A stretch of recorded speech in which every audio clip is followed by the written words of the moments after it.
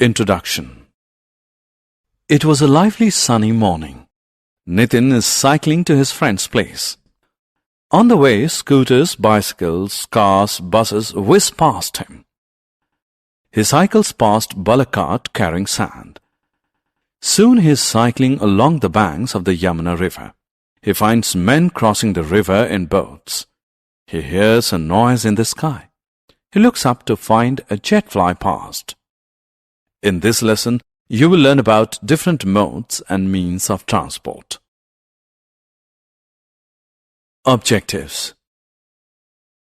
At the end of this lesson, you'll be able to define transport, define means of transport, define modes of transport, identify different modes of transport. Transport.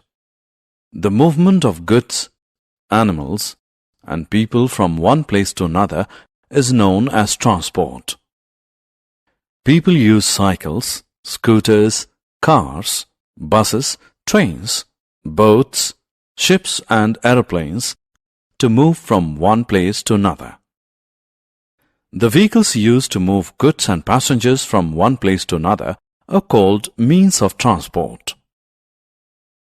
Modes of transport. Goods, animals, and people can be transported by road, rail, water, or air. Different mediums used for transportation are known as the modes of transport. Modes of transport can be broadly divided into three categories: land transport, water transport, and air transport. Land transport. The movement of goods and passengers on land is known as land transport. Land transport is of two types: road transport and rail transport. The vehicles that carry passengers and goods by land, such as cars, buses, and trains, are called means of land transport. Water transport. The movement of goods and passengers on water is called water transport.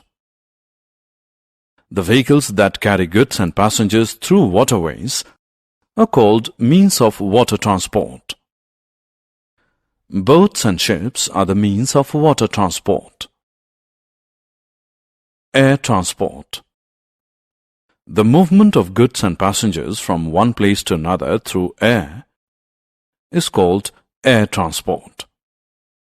The vehicles carrying goods and passengers through air, such as helicopter and aeroplanes, are called means of air transport. Air transport is the fastest mode of transport. Animal as a means of transport.